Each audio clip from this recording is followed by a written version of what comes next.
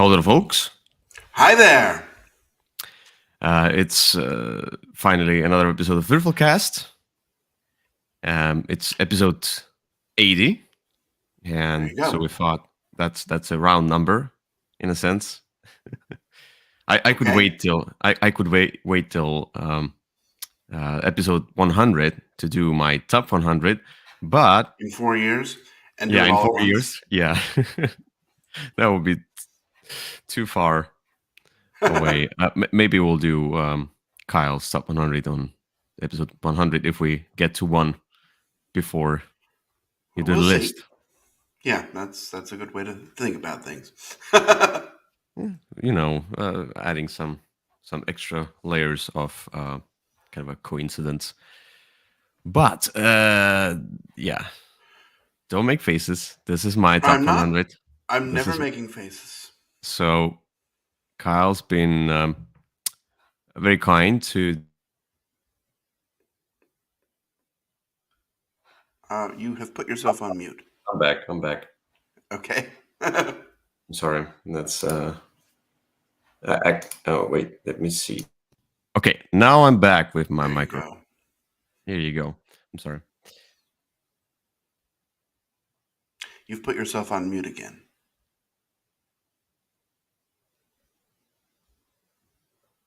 This is really exciting stuff, you know. We love when we have wonderful audio problems on our show. I never do, of course. I never leave YouTube running while I'm talking or anything like that. And we're back? Yes, we are. There's all right. That was my attempt at vamping there. Wire problem, not the software problem. It's the wires that use and keep turning off. Anyway, I'll deal with the wires later. I'm not gonna touch anything extra. I need to change the wire.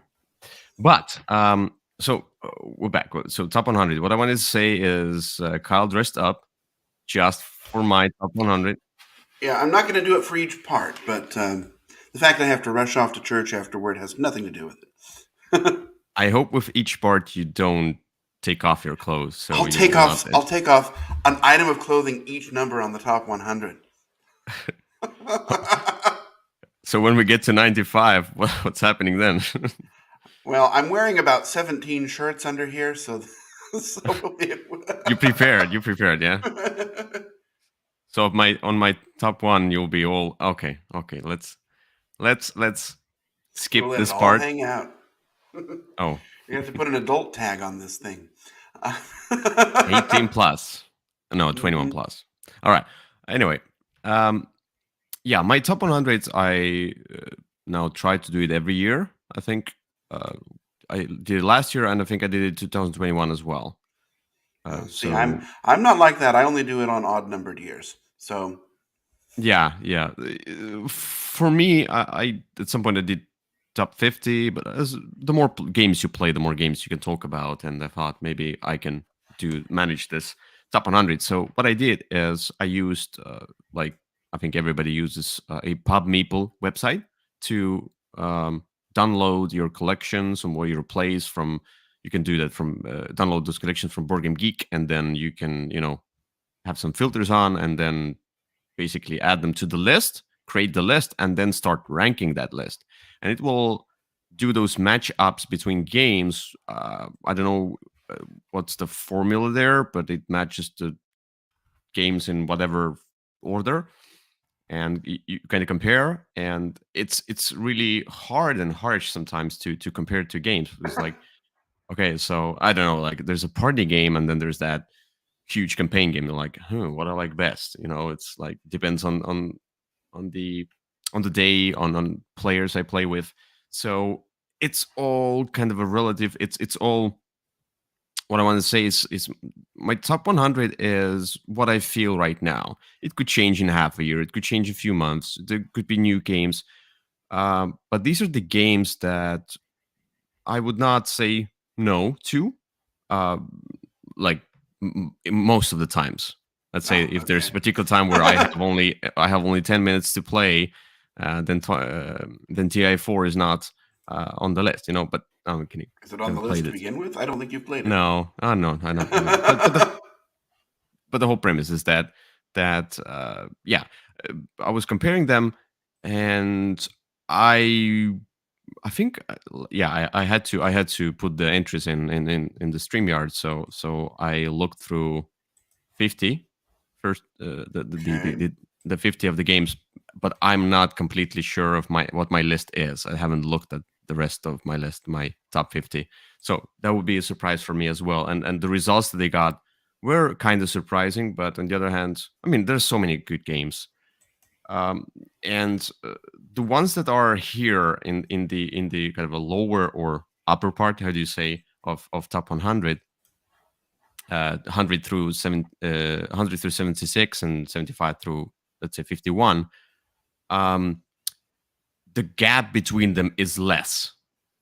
And if we go into top 50, you could sense there's a bigger gap between how much I like the game. Like it's like 100 and number 90, the gap is small. I could, switch them any day. This kind of thing. So anyway, without further ado, let's start with my top 100.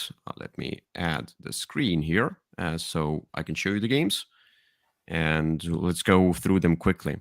So my All top, right. not my top, my number 100 is the game I was not introduced to, that I got from US. Not particularly from you, but so there was a TMG sale, and so I got this game. I wasn't sure about the game when I looked at this game first. It wasn't really good looking, and it isn't really good looking. But the deluxified edition has cooler components. I like that, and that's Gentis. So All right. Gentis is your kind of a heavier, medium to heavy Euro game, where the cool part about this game is this.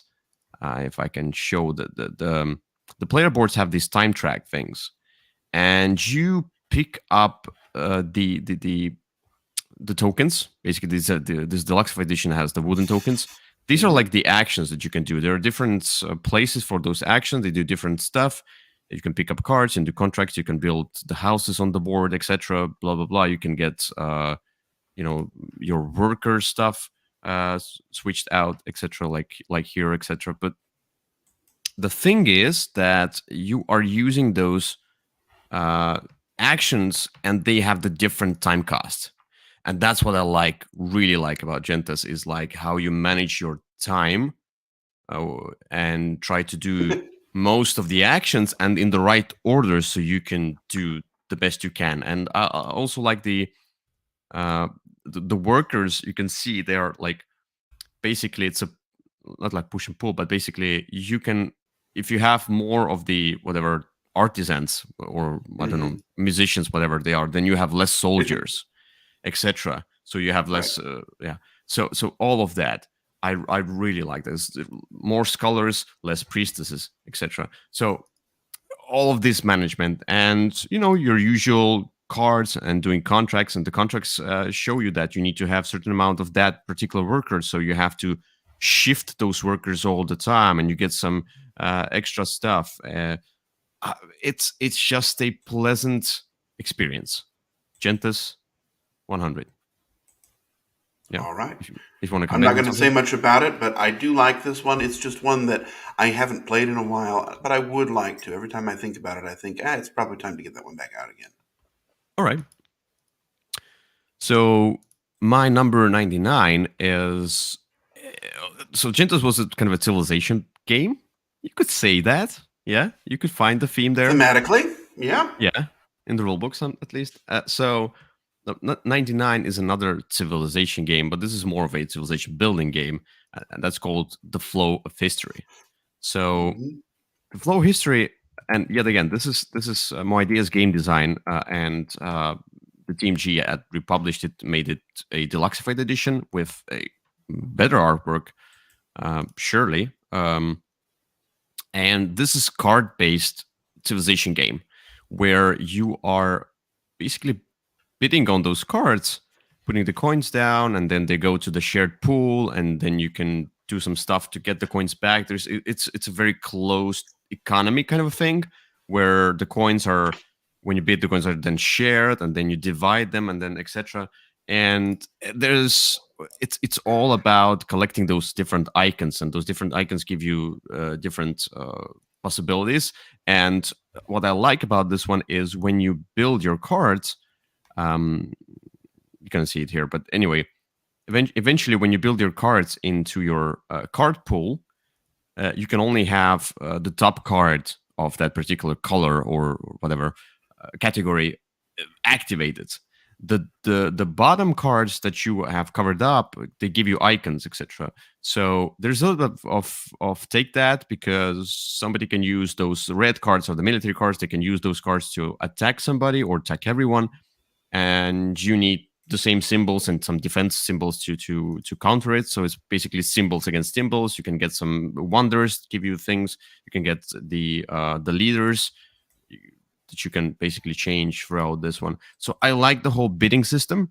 I like the shared economy and like a shared closed economy, and I like this card building, this tableau building, where you can, like in Deus, for example, you also had the top card. Though I think Deus had every card activated. I don't know. Anyway, I like stacking cards. That's what I like. So the Flow of History, it's a really cool card-based civilization game. Flows really well. Yep. Very well. I'm not a huge fan of this one, but I've only, I think, played it once or twice. So okay, that's fine. That's fine. All right, my number 98 is a game where I think the video game of that is a civilization building game. I think I've not played or maybe I played another version of that video game. But my number 98 is Anno 1800. So I wouldn't say it's a civilization building game. You know, it's really not. It's a Euro game. The cover is cool. When you look at the board, it looks kind of messy. But the cool part about that is that you are basically building all those different buildings and using cards. There's a lot of hand management. How you use those cards is really important, and extending your lands so you can build more, and you are upgrading your buildings, and you want to get to the better stuff, but you get it through this kind of a chain reaction. Like you have to first get grapes so you can get to wine, so you can get to winery, so you can get to, I don't know, power plant, whatever. Not a logical thing, but you get it. So it's like you gradually get the buildings, so they give you access to more powerful buildings, etc. You're trying to get to the more rare resources and build yourself up, and it's whoever has the most points wins the game. And the card play is really easy. You can exchange cards, etc. So it's not like you're stuck with decisions. You can always kind of change your tactics as you go.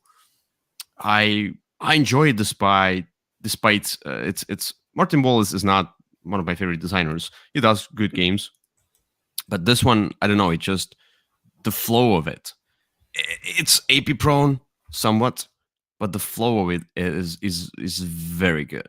It feels streamlined. It feels like it's a finished game. It works. Though I'm not sure how much you can compare it to the Anno 1800, the video game. I think there's not much theme. Anyway. Yeah, I mean, this one was a big hit for me, a surprise hit, because it doesn't look all that great, but I'm really a fan of this one. It's not really a civilization game. It's more of a command economy game. But yeah, maybe. But I quite enjoy it. I find it, especially at 2 players, to be really good. I agree. More players kind of just adds time. Yep. And not that much fun.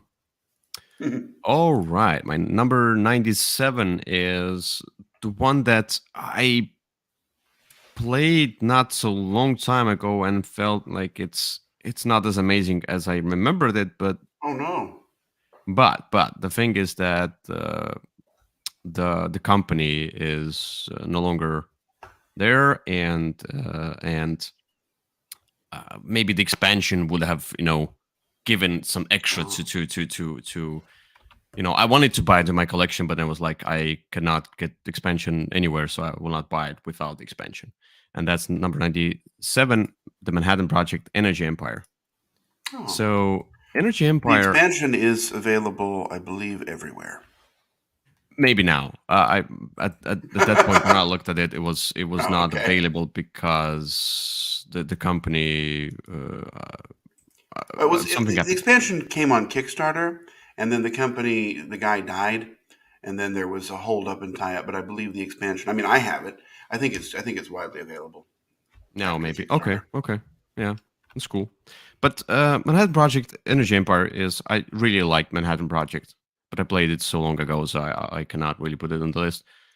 I try to. So one thing is that when I went through the list and compared stuff, I deleted the high. Like I have some games that are highly ranked by me on Hmm. BGG, but I don't remember them at all. So what's the point putting them on the list? Because for some memories that I maybe liked them before. So Okay. yeah, but Manhattan Project Energy Empire, I like the whole idea of you do as much as you can with your workers until you have to, do the rest action and basically pull them off the board.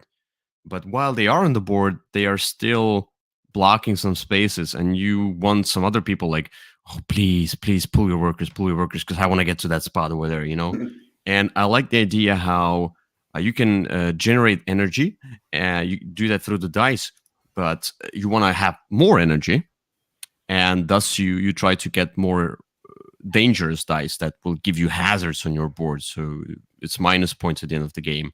How you manage resources, how you get the cards, and basically it's also you get the tableau of cards. You can activate the cards. I like how you go to particular spots. So there's a green, brown, and yellow spot. So if you go to the green spot on the board, you activate that particular spot, and then you activate all your green cards if you want to. I like that. So there's nations. There's a little bit of that asymmetry going on. Also, really fun, and that you're not really blocked if you manage well. Then if somebody goes to the spot with, let's say, two workers, or energy is like a sub worker. Basically you can have your um, guy and then use the energy with that to enhance it so it becomes more powerful. So if you have like if another player has 2 tokens on that spot, you can go there. If you put 3 tokens there, you can block other players by right away placing like 4 tokens so nobody can go there. It's a little bit of that really passive take that. I Hmm. like all of that stuff and activating your own tableau. Yeah, Okay. it's not like it's what I mean is that it's not a straightforward like take that you like I'm gonna play a card on you and kill your people. It's more like I'm like I could go here with one worker because it's totally an open space, but I go there with 3 workers because I know that I will block you that way. So it's yeah. Okay. Anyway, Yeah, I Manhattan like Project is good. I like this one. I like it better than original Manhattan Project, and especially better than Manhattan Project 2. But it's not really related to those. I like it. The only thing I would say is that Dwellings of Eldervale has maybe surpassed it. The two games have a lot of similarities, Mm. more not thematically, but in terms of mechanisms. And I think I like that one better. But this one is still very good, and it's definitely my favorite of that particular series. I could somehow see, but I played the prototype of Elders of Dwellings of Elder Vale. My God, Hmm. such a hard name. And yeah, so I haven't played the finished version. Maybe if I play it, I will love Dwellings of Elder Vale. I'm thinking about like if I ever play it, then it might end up really high on my list of favorite games. Anyway, but today's is it's Energy Empire. I just called Energy All Empire. right, All right. your So my turn. number 96 is the game that can be played 1 to 5, I think, or 4, Uh oh. or not one. Sorry, two to 4, 2 to 5. But I like it as a two-player game, and that's 96 Catacombs, the third edition, the latest, whatever, or is it the fourth edition already? I don't know. I have no idea. The edition numbers on this game are very confusing. especially So, because most of them are just reprints.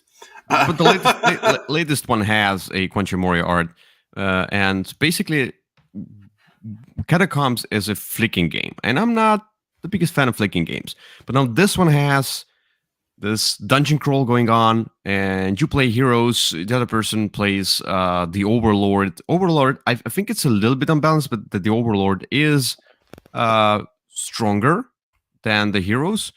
So, and it all depends on flicking as well, how well you flick. But it's still fun, you know. It's if you lose, it's still fun. You try to flick stuff. You have weapons, so you have smaller discs, and your hero has a big disc. So if you want to go with a fist, you flick the disc. If you want to go with the arrow, you have to flick the smaller discs, etc. And all of those obstacles over there. And there is the gelatinous cube that you can flick. I don't know how my fingers really hurt from that. You know, the gelatinous cube is this kind of a cube, really, a wooden cube. How do you flick that? I don't know. Anyway, Like this. I don't remember if you flick it actually, but yeah, and you get all those cards. Why I like to play it with 2 players is that if you play it with like if everybody gets one hero, if you flick poorly, let's say you have a bad flick, and you have like maybe 2 flicks or something like that, that's it. It's no fun. But now I have like 3 heroes in front of me. I think it was 3 heroes for 1 player. Something like that. You have several 4. heroes in front of you, or 4. You have several heroes in front of you. So if you flick poorly with one of them, you have a chance to do it with another hero. So I have much more To fun. flick poorly with another hero. Yeah. But I mean, like at least I feel like I get more done on my turn. Otherwise, I'm just. Right. It's just like you. It should have been a 2-player game, but then you're dividing. So because the Overload player flicks a ton of stuff, and they have a lot of fun. And then you're like, okay, so my hero does 2 flicks. Oh, I missed. Your turn, and then you wait for a turn. Yeah, it's no fun. So 2-player Catacombs for edition is fun. My number 96. All right. I love Catacombs. I've been playing it, and I've been a fan of this game since the first edition, which, although I don't know there's a lot of difference between second and third, there definitely is a difference between first and any of the others. Great game. Yeah. All right. My number 95 is a little bit more AP prone game that I when I used to teach this game, I was like, try to find the spot and then start thinking from that spot kind of a backwards. The game I'm talking about is number 95, 5 Tribes. Uh-huh. So yeah, so because 5 Tribes is all about this Mancala mechanism where you pick up the guys, and then you just, you move with them. You pick up people of I don't know, was it different colors? A lot of them, but anyway, you're moving them around, so you have to go through the path of those tiles, eventually dropping the last meeple on a particular tile, and then let's say you dropped a red meeple, so you collect all reds from there, and you activate that tile's power as well. So. And when there's like at the beginning the board is full and people really struggle to find the best possibilities, though with more meeples out, you kind of have some more obvious, less obvious, but still, some people don't really see. And I taught them that think about, first of all, what tile you want to activate. So you want to activate the palm tile. Okay, so go from that and see how you can get to that palm tile. It really helped. But 5 Tribes is all about this. Mancala movement on the board. Those different meeples do different stuff, scored differently. You can get the djinns that are basically special powers and make you different from everybody else. And I really like this kind of an economy of bidding. I also like it as a 2-player game. I do not like it as a 3 or 4-player game.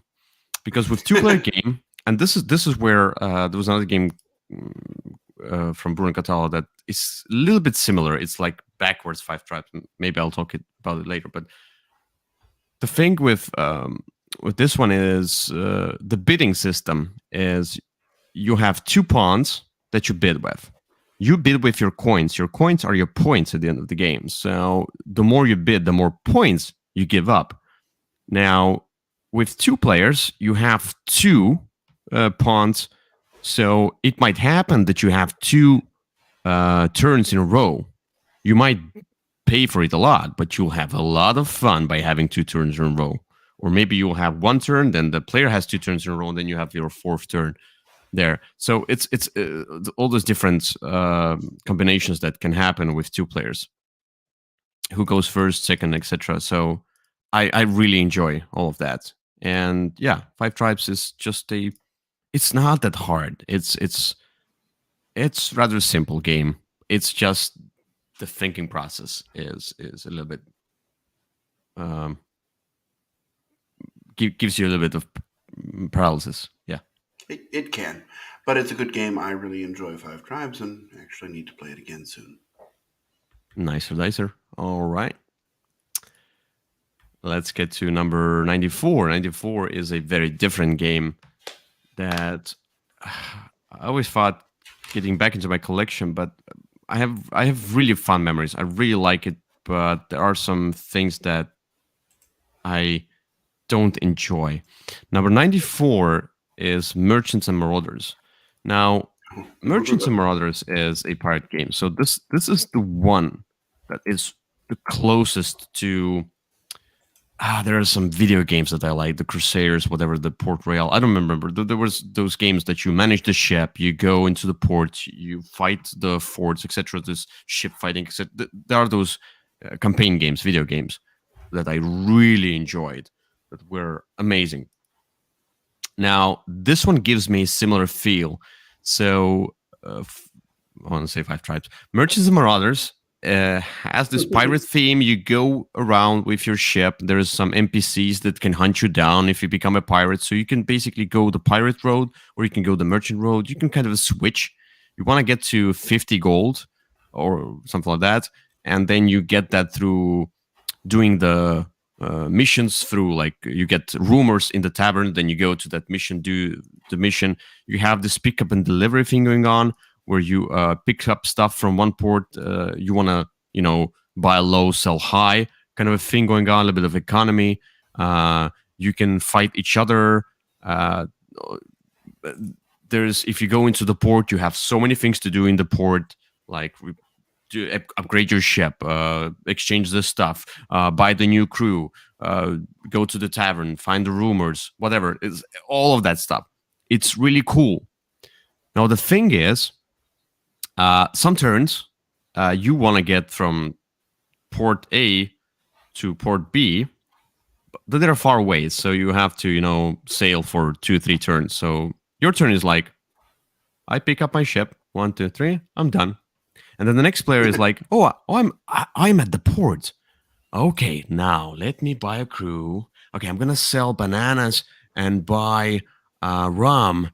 Okay, and now I'm gonna read this rumor. Okay, now I'm gonna do this. I'm gonna upgrade the ship. Oh no, wait, I'm gonna buy another thing. They're sitting at the port, and they take their turn for 10 minutes doing all of their port stuff. You cannot start doing your turn because it depends on, like, they can, move out of the port, whatever else.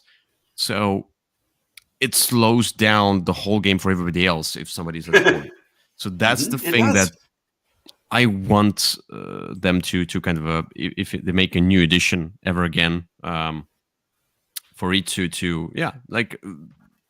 redo the whole thing about ports and stuff. Maybe do it more streamlined. Maybe, like, within moving you can do some stuff. I don't know how to do it, but Merchants and Marauders, it's a great game, but with a small nuisance. Yeah, this game's probably the type of game I would classify as way, way, way too long. I enjoy it. I had a good time with it, but it's very, very long. Long, man. Okay. It's an Asian gum. Have you seen that? Okay, whatever. Okay. Is that your number 93? I'll show you later. My number 93 is it's a thread full of promise. Okay. But my number 93 is this game that you can describe as purple, the game. Lots of purple, the game. That And one. Okay. oh, on that one, yes. And your usual. It's a train game. Wink, wink. Kinda. Anyway, kidding. But Off the Rails is my number 93. It's not really train game. Kind of feel of the trail of the rails. Anyway, so yeah, this is Purple the game. Now, what's cool about this game is that is this a prototype here? Seems to be. It looks like the game. That Oh, might be an online version that you were looking at there. yeah, you can see here. So Off the Rails is all about you have those mining carts and you are goblins and you're trying to get the crystals of various kinds that give you different points. And so you put the carts on those rails and you build up those rails eventually. Create the different paths and you can bump into each other. So basically, if you bump, your cart can derail, you can lose the crystals and etc. This is a lot of fun. Eventually there will be the cave, there will be a cave in, so you have to get out on time. And yeah, you're just trying to get your cart in, collect crystals as much as possible, and you have a limited capacity in your cart, and then move your cart out of the board through the rails again. So you have to create the path from point A to point B. I really like that. And your cart moves based on your speed, and you have you can adjust your speed with your actions. But if you do it wrong, then you can get derailed. Yeah, it's just fun. It's simple. It's fun. I like building the tracks here and getting to different crystals. And there's a thing that if there is a coal as well, which is like a black crystal, if you go past that and the other crystals, you first have to pick up coal.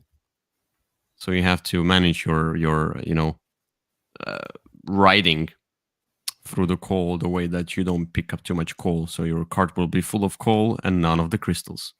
Yeah. Okay. Yeah. Yeah. No comment on this one. No comment. All right, my next pick, and that's that's interesting. So first we created cards, and then we created trains. Because my next game is number 92, Switch and Signal. Mm-hmm. If you have played that one. I have not. Okay, so you will not have. I've heard it's good, but I've seen the cover, and the cover looked about as boring as could be. And it's the cover is boring. How it looks is boring. Everything is boring. Anyway, no. Actually, this is a cooperative train game. So it looks kind of boring, but it's rather functional. So the thing is that you need to get. So there's randomizer as well, but the base has predetermined stuff, and there's two sides. I think the US and the Europe, and you have to bring the goods from the cities to the ports, or to one port. It depends on what side of the map you play. And you have the trains which have different speed values, and the speed value is based on the dice. So, for example, if there is a gray train, then it can go 1 to 3 spaces. So you roll a die, maximum will be 3, but with the black die, maximum could be 5. So it could go slow, but most likely it will go like the dice from 2 to 5 and all that. It's like distribution of the dice. So you are trying to manage those, and you play cards. So you can. Why is it switch and signal? So you can. So there are those green lights and red lights. So basically, you have to manage those green and red lights, which are limited. You have to take them from another space on the board and put them on this space on the board, so the train can move in or through the city. You have to manage those switches. Because they close one part of the track, the crossing, and then open another one. It's really cool how you manage. And once you have several trains on the board, because these event cards that you put out. They tell you like put out this particular train, or move all the trains, all the gray trains, or move all the black trains. So you have to manage several trains at once, so they will not bump. Because if they bump, you lose time tokens. If you lose time tokens, eventually you can lose the game, because once the event deck is done, if you have not finished your mission, getting all the goods to the port, you lose. So I like all of this type management. So okay, so we have to switch that thing over here, put the green lights over here, so this train moves through. Then we move that train over there, because you can move trains on your turn as well. And then we move that train past that thing. Then we can close the switch, so we can move that train, etc. This puzzle is really cool. I like that. Anyway, switch and signal. All right. Great. Yeah. I'm sure it's wonderful. And it's really easy to learn. It's a very easy game. Anyway, my number 91 is something you that would really make you happy that it made it to the list. And don't get me wrong, I like the game. It's just it's heavier. It's another Euro game. There's some stuff that is not amazing, but number 91, Revive. Ah, I do like this game. Yes. So I liked Revive. I liked the card management. How you put the cards on the top, on the bottom of your board. I'm not keen on upgrading stuff on your board, like you kind of moving the stuff and getting the discs. I'm fine with, like, I like this building on the big board map. That's fine. You get to new stuff, you uncover stuff. I like all of that, but this card management is really cool. Getting technology, upgrading your technology is really cool. I like that. So there's a lot of moving parts going on. There's a lot of this mini puzzles kind of a thing, small mini games that you do. I kind of like all of those. That's why it's on my number 91. But together, it seems to be a little bit too much. I would totally just abandon all of this, your own playmat, this upgrade thing, because it's so unnecessary in my opinion. It doesn't add, like, they could have put this mechanism into something else easier, but this one is just an extra thing you need to do, which I just didn't like as much. But overall, the experience of Revive was a good one. It's well produced. Theme is not there. Sure. But yeah, Revive is a good Euro game. I liked it. I have definitely enjoyed a play or two of Revive. If I do my list, it might be slightly higher on the list than it is on yours. That's fine. You do you. All right, so let's get to number 90. My number 90 is another bigger game, but a cooperative game. A game that has a terrible rulebook, and that is really hard to beat. Number 90, Robinson Crusoe: Adventures on the Coast Island. Yes. All right. It does have a terrible rulebook. Yes, it does. Anyway, Robinson Crusoe is still a great game once you understand how to play. It's not. It's a cooperative worker placement game. If you go somewhere together, you put the workers together, then you get a bigger chance. You roll the dice to see if you're successful or not. There are different scenarios that you can do. Build a fire or SOS sign, whatever. There's a King Kong. There's volcano scenario. There's save somebody scenario, kind of a thing. Survive the cannibals. Whatever. There's lots of them. Really cool. I like the whole idea of Robinson Crusoe, and you have to build a shelter. You have to survive. You need food. You need resources to build stuff, to build tools, so you can go hunting to get meat. And the cool part about that is also when you get the cards, you basically mix the cards into the event deck, and there's like two parts of the cards. And we usually, what we do when we get a card, we cover the lower part of the card, so we read only the upper part. Like you could see the glowing eyes in the grass. Okay, shuffle this into the event deck, and eventually you're like, okay, glowing eyes. Is it going to be good? Is it a lemur or is it a panther? I don't know. No, that's we like to do. So this is cool. Like the choices you make, they will bear consequences. They will bring consequences with them eventually if it comes out of the event deck. I like this whole idea. I like the technology basically. If I can find, I don't know. Anyway, maybe. But the thing is that there's so many all those different cards that you can build up. You can see, and so there's a rain, so you can see, and there's the event decks and etc. So Robinson Crusoe is a really cool cooperative game, but you need to have patience. Really need to. You do, and you need to relearn all of the rules every single time because it's just very difficult to maintain them in your mind.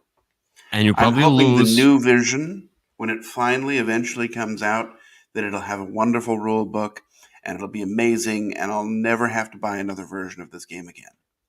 And the thing is that you will probably lose 19 out of 20 games, so be sure to struggle a lot. Like not be sure, but beware, you'll struggle a lot. Anyway, my number 89 is another Euro game which has a flow. It's a particular flow, and you understand why. Number 89 is Barrage, or how my friend liked to say, Barrage. So, Barrage or Barrage is a barrage or dam building game, and you have the river flowing, and you want to catch the water so it will give the electricity to your whatever the electric dams. I don't remember what they are. You remember more probably. But the thing is, they drop. You build those dams, and then somebody can build a dam right up next to you, so they will hold the water instead of you. It can be quite an annoying experience. But already this is So you manage all this water thing on the board, which is really fun. And then there's a lot of that worker placement stuff going on. You want to do contracts, you want to get the energy going, etc. You have this cool upgrade a board that you can upgrade by taking off the tokens of there, so you can have some pluses, extras for your turns. Then you have the wheel, which is a very poor quality wheel, component-wise, but you basically, when you use resources, you put them on the wheel and you don't get them right away. You have to rotate the wheel until you get the stuff back to you. So that's really cool. I like this wheel thing going on. Use that thing, cannot use it for a while. That's Barrage, my number 89. Yeah, I'm glad you like this game. The people around here don't like this. I've played it with a couple of people, and they've all thought that it was not nearly as exciting as I did. But I have a lot of fondness for this. Yeah, and I have its new expansion that I haven't tried with the Nile, something like the Nile. Look, the theme is not exciting. The looks are not as exciting because it looks so. It looks like too much. It's an intense game, and because it's a heavier Euro game, if somebody blocks you, it's like a knife through your heart kind of a thing.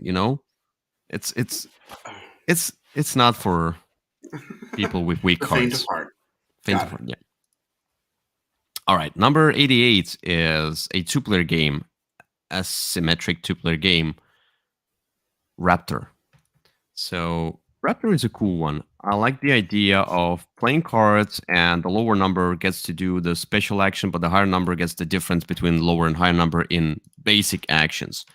And as you can see here, it's a small picture, but the thing is that one of you plays the dinosaur with the babies, Dino Mama, with the babies, and other players play scientists, and scientists have to catch the babies and the mama raptor, and the mama raptor wants the babies to escape and probably eat everybody else. Yeah, so this is I like this kind of a two of us, we choose the cards, then we reveal those cards and see what happens. I like this idea of outsmarting, outwitting your opponent. Yeah, Raptor is a really interesting game of wits and trying to outmanipulate your opponent.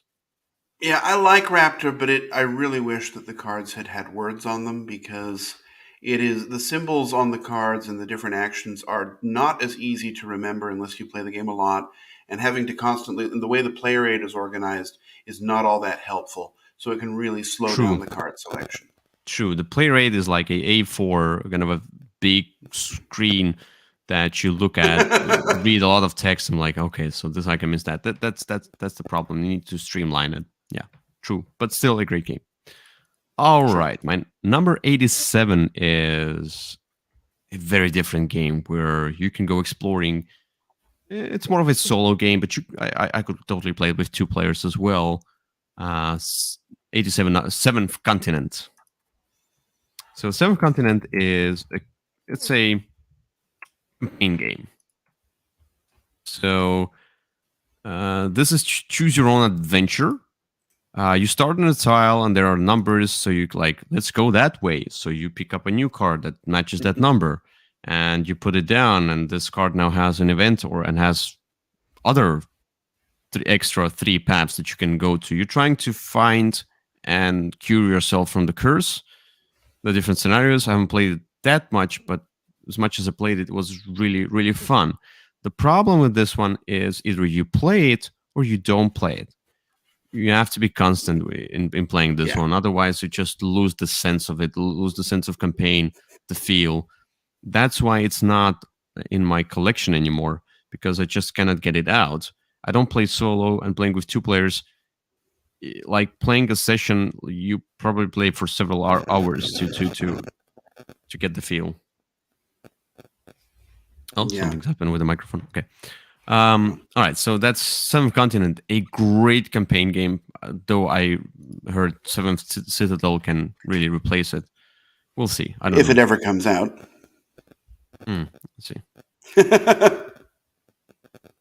Okay, so my number 86 is the game that you remember is quite an interesting game about what they're called. Anyway, it's Topo. Oh. I don't remember what the animals were. Moles. Moles, yes, thank you. So, look, why Topo is great? Topo is quite straightforward. You're trying to create line of sight between two of your moles, at least two of your moles, and the more of your holes are between your moles, the more points you get. And another cool part is that you can mix and match. You can mix different decks of cards. You can make the game more aggressive or more passive or more tactical, more strategic, etc. There are all those different decks that come in the box, and you have a little bit of different game each time when you mix and match those different cards. Mm-hmm. And they give you different opportunities how to manipulate the moles eventually, so you can get the most points, and you can blow up some other moles' holes, so you can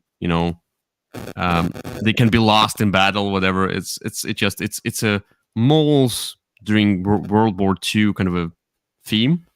It's a simple game. I like this card mechanism a lot.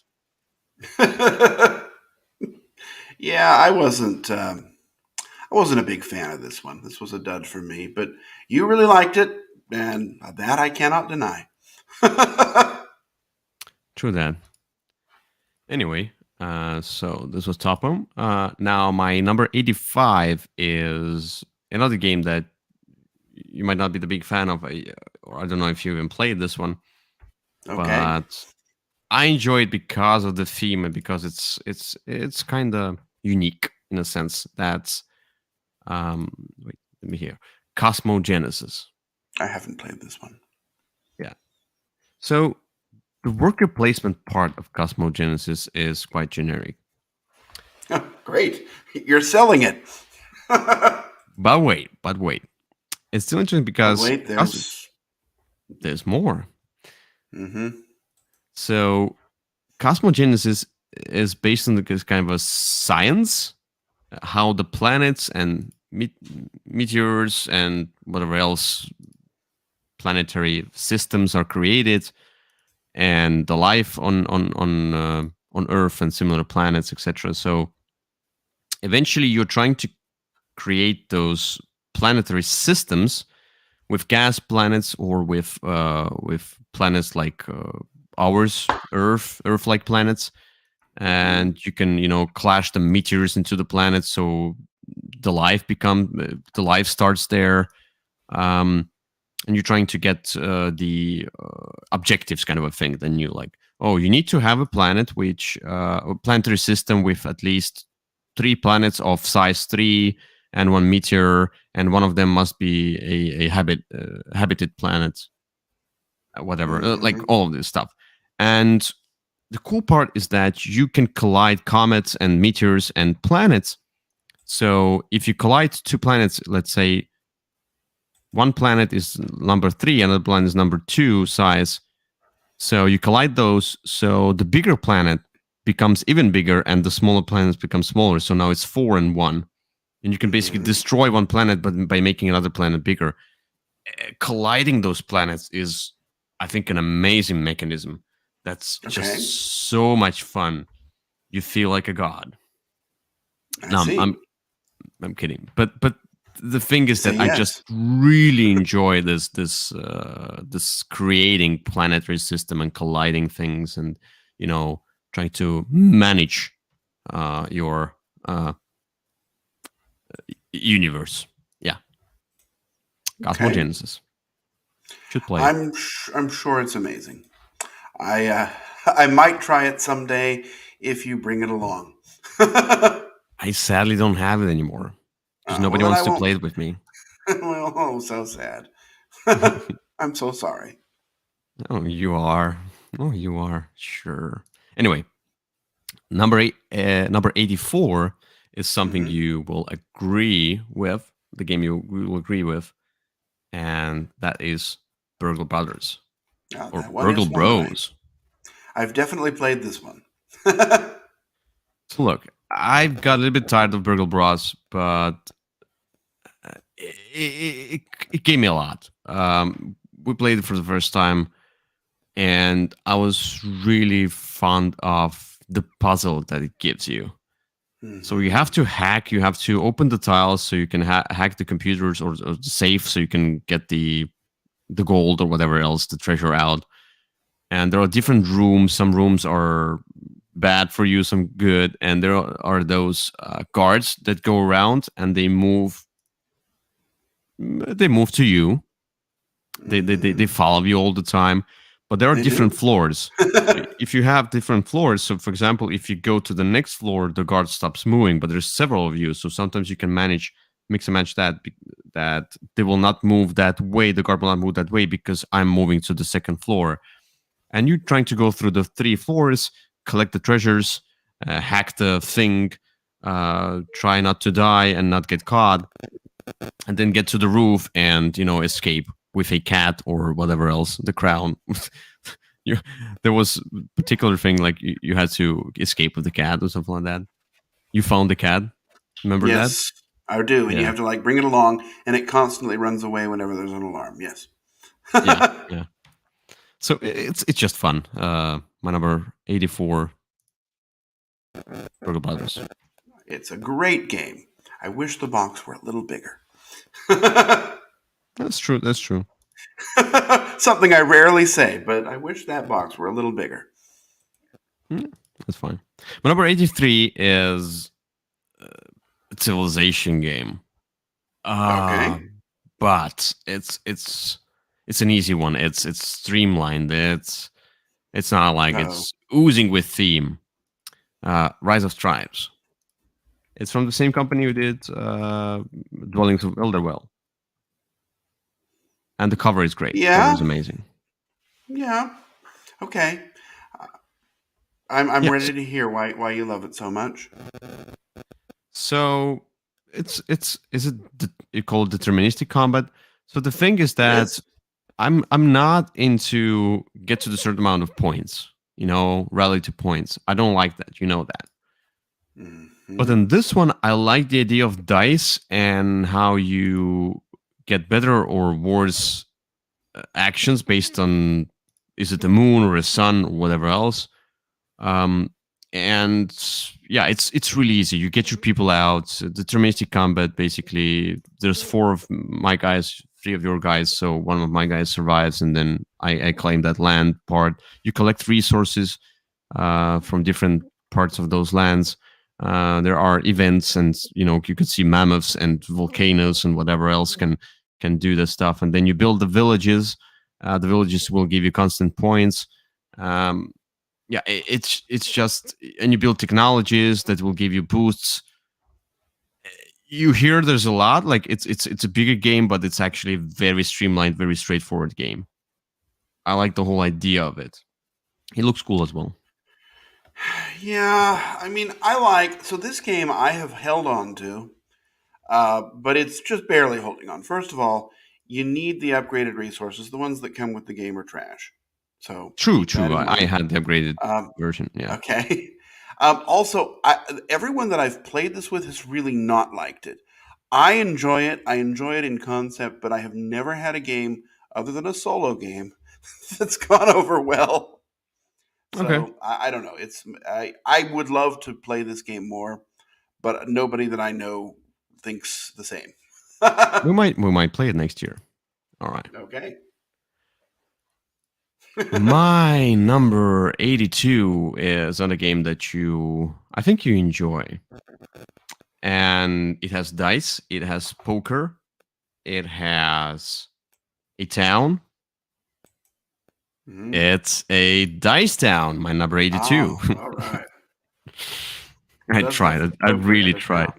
Yeah, yeah. You can add some Okay, if you expansions don't in it. try anymore. I I'll still do that. Anyway, figured you so would. so so so so this is there a normal picture? Really small one. It's old. It's going to be a hard one to find pictures of. But anyway, so in this game you can see there's a board and you're trying to, so different parts of the board, they're different poker sets or whatever they are, Hmm. and you're trying to, so you roll the dice under the cup, it's really loud, and then you bump the cup on the table, and then you can pay some extra money to keep some dice, and then pay and then re-roll the other dice. So it's like Yahtzee mechanism going on there, and then Uh-huh. eventually you compare stuff, and whoever has the better poker hand of dice for that particular spot, they do that thing first, and you do the second if there's a second place. You have to play with expansion, and yeah, it's just you get the gold, you get the stuff, You get you the get the paper land money. cards, you get the paper money. You get the cards to mess with opponents, a little bit of take that. It's just such an easy concept, but the poker concept, I think it works well in this game.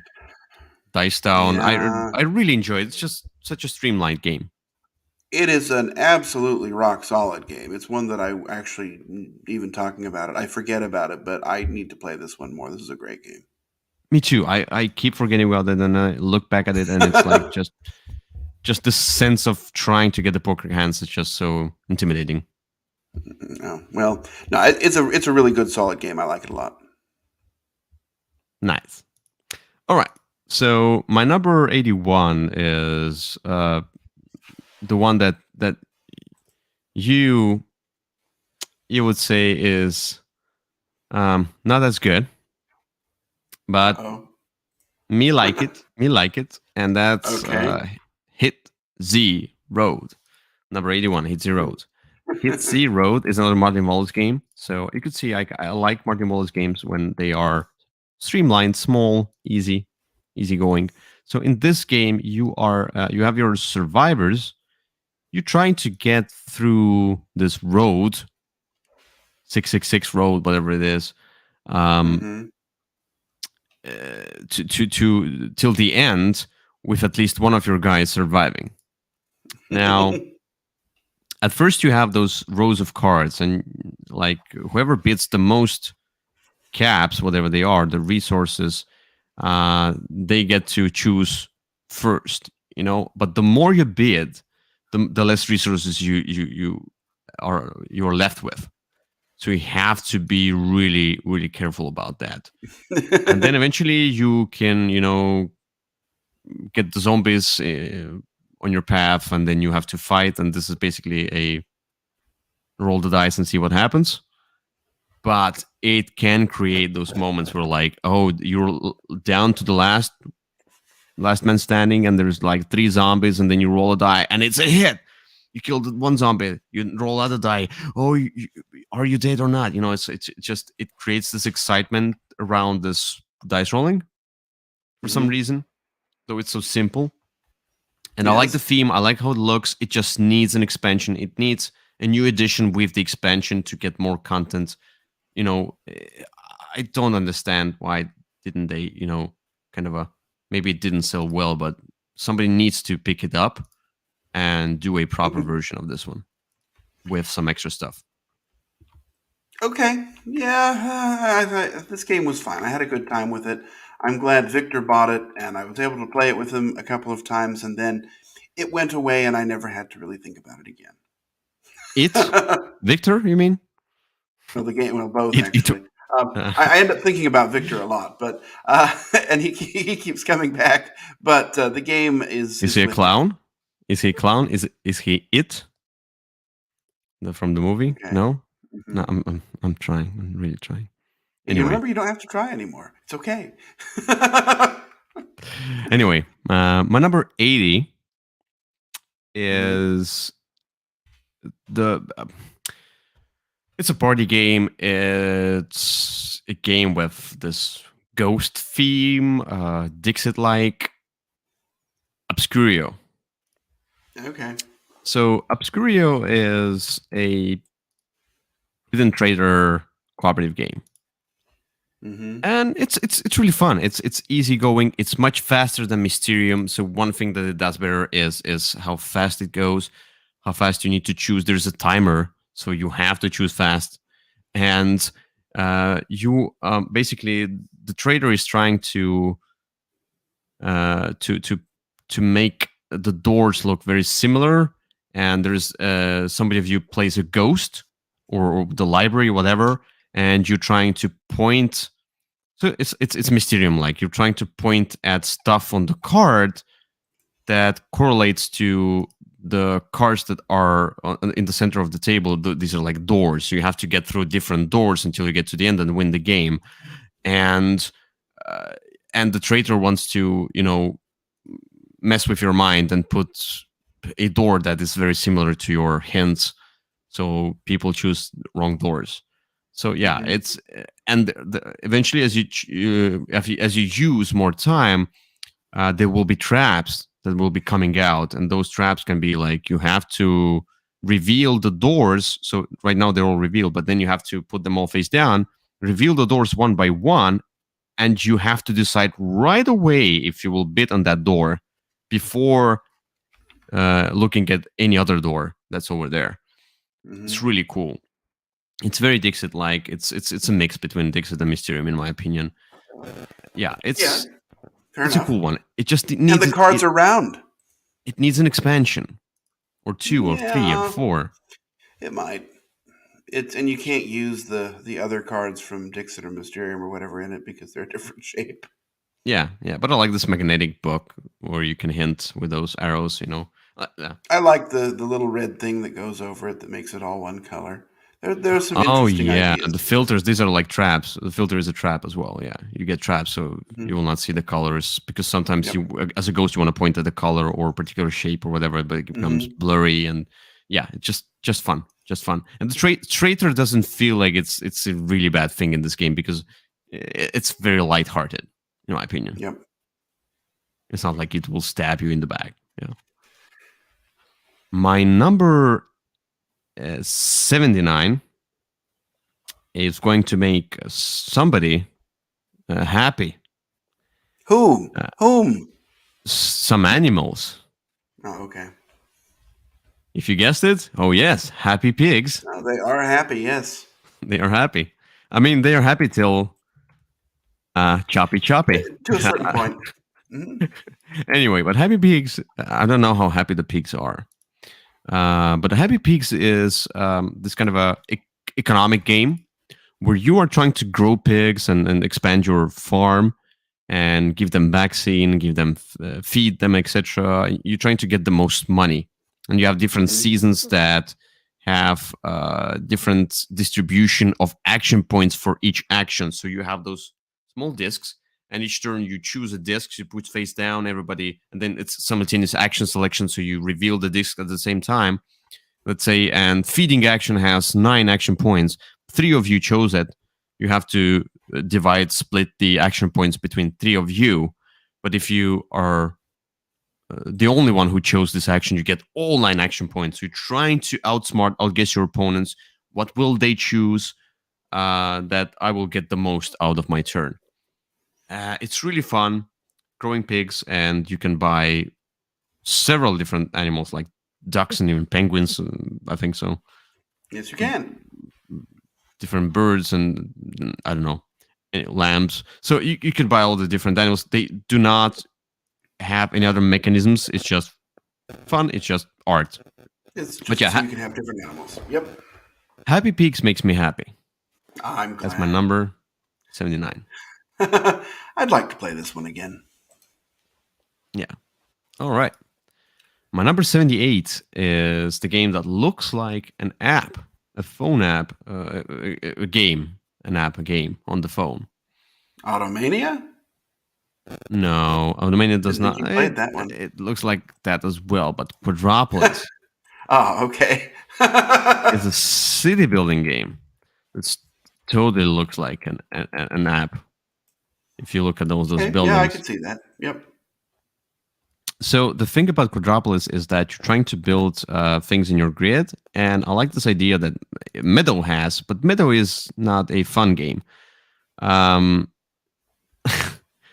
this one, yeah, you have those engineers, and so basically, if you put like a number 2 here on that side of the player board, then you have to pick up a second from the right or whatever from up. It depends on where you put the engineers. That's where you pick up from, and whatever the number. But then if you put an engineer number 3, you have to place this building that you got on a place that correlates to number 3 as well. So it's like what you pick, it's this it's like the same number kind of thing going on.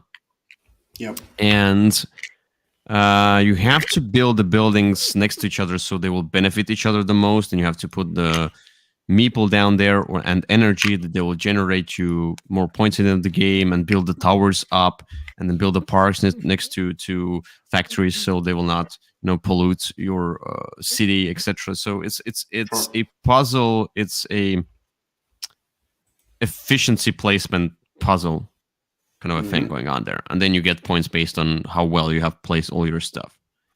Yeah, I like the whole idea. It's straightforward. It's easy going. It's just a cool game. It needed an expansion. It got one, but it was a lackluster one. It needed a lot. This game deserved better than it got. Public service expansion? Oh no, it's that one wasn't not even good. Expansion. It's like promo. It needed an actual expansion. It needed a little bit more. I don't know. It like I said, it deserved better than it got. Different boards or something like that. Different shapes. I don't know. Something like that. Yeah, true. All right, so let's get to number 77. My number 77 is another game that is it's not so the base game is not hard, and if you add expansions and you want to add several expansions for it to be even better game, it adds a little bit of kind of not difficult, little bit of difficulty, but more of that stuff you need to manage and look after, and that's Museum. Museum is a set collection game in its core.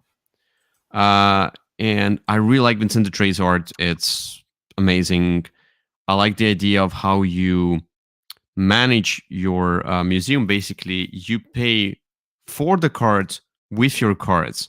So your cards have this kind of a value. And if you pay uh, number 5 in your storage, you can put out cards worth of 5 total into your tableau. And then you basically, at the end of the game, you will basically rearrange your tableau so the cards are connected. So there are different collections that you want to get. So the collections are based on the symbols and on the colors, and you want to connect the different cards so they will benefit you with most points. There's the expansion that has the architects. So in the base game, you have all of those locations. There are 4 locations like Europe, Africa, Asia, America, all open. With the architects, or not architects, archaeologists, I'm sorry. With the archaeologist expansion, you only have particular region open. And if you want more regions to open, you have to send more archaeologists, basically paying something to send more archaeologists, or using other people's archaeologists, but you have to pay them, etc. So this is a really cool expansion. Black Market expansion has a lot of cool cards when you can go to the black market. There's another expansion that has this kind of you contribute to the grand collection somewhere over there, and it must be a particular set, not based on the colors, and but like it says you what set. So you need to have this Roman thing, and then this particular stuff, and then this level 5 thing, whatever. It's a set collection in score. With the expansion, it's much more. I really enjoy it. It just plays well. There's also a Cthulhu expansion. I couldn't get it because it was like an exclusive. I have an extra copy. I don't have the game anymore. Oh, then I won't give it to you. I might, maybe I'll get it back into my collection at some point. Just for the Cthulhu expansion. I really wanted to get Cthulhu expansion. That was my goal. I couldn't get it. Okay. That's why I was like, okay, no Cthulhu, no museum. It's worth buying the game again to get the Cthulhu expansion for free from me. All right. No, it depends. Sometimes I get some games back into my collection as I realize that was not like, I really feel like, okay, that was a great game. I want to get back to it. I had several of those games that I bought back. So, all right. So that's museum number 77, and the last one for today is number 76. Yes. All right, I'm ready. So you will approve that. We'll end on the high note. Oh, good. So recently, I played the game that I consider to be similar to this one. That might be much higher on my list. I'm not going to spoil what game it is. But this game I tried because of that other game that's higher on my list. That's Russian Railroads. I like that game. Yeah. So first I tried that other game, then I tried Russian Railroads because of that other game. But Russian Railroads is because when I looked at Russian Railroads, like Russian Railroads doesn't look great, and I don't know if I want to play it. Some train game. Is it 18xx? I don't know, but it's really not. It's a worker placement game. The worker placement mechanism here is very straightforward and cool. And what I really like is you are building your tracks here by basically, or let's say, expanding your tracks with different kind of resources. It's quite abstract in a sense. Yeah. But trying to get the most points, and this is the game where you get like 300 and 1,000 and 400 whatever points, and you get a lot of points. But I like the whole idea of expanding and getting bonuses and getting those chain reactions, and it's very mechanical, but it works so well. It's a well-oiled train. I don't think you oil trains, but okay. Well-oiled involved. Let's say well-oiled machine, train-like machine. That I'm still trying. I'll not abandon the idea, but yeah, I really enjoy Russian Roads. It has lots of cool mechanisms. The problem I have with it's it's a little bit heavier. It's a little bit longer than that other game, and that other game just kind of makes this one a little bit obsolete. Though they are different games. You'll get to it when I get to it. I wonder what the other one could be. You probably know what it is. I mean, yeah, I don't know, but I think Russian Railroads is a first-class game. It's definitely not the second class. Yeah. Yeah. Okay, so that's it. That's my Hey, Russian Railroads first. is great. That's my first 25 games that I wanted to talk about. So yeah, it's been fun so far, but there will be more cool fun games to to talk come? about. Oh, much more All fun to right. come. I'm So looking forward to it. Yeah, we'll most likely next week we'll do Next another week? one. Okay. That Yeah, sounds yeah. great. I don't want people wait Yeah, we for. don't want to drag it out. No, we can do this. We can do these and get them done. And then Yeah, I guess I have to do my list in the fall. Mm-hmm. Yes, But yes. True. there's plenty of time for that. So this year you'll have 2 top 100 lists on our channel. That's right. And none of them will be the same between the two. And you can always comment. You can always comment on what games you feel where should have not been on my list, and what are the garbage, what are the great games that you feel like why are they so low on my list, etc. So feel free to comment. Is there so much purple in that game? Yeah. Okay.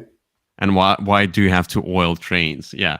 I mean, I'm sure trains need oil. I've never thought about oiling a train. And do you feel like God often while playing Cosmogenesis? Yeah. Anyway. That's all it. Right. That's it for today. There we go. Thank you. We can stop trying. And we can go. We'll see you next time then. All right. Bye-bye. I'm trying to find the button. Oh, it's on the top right screen. Yep, there you go.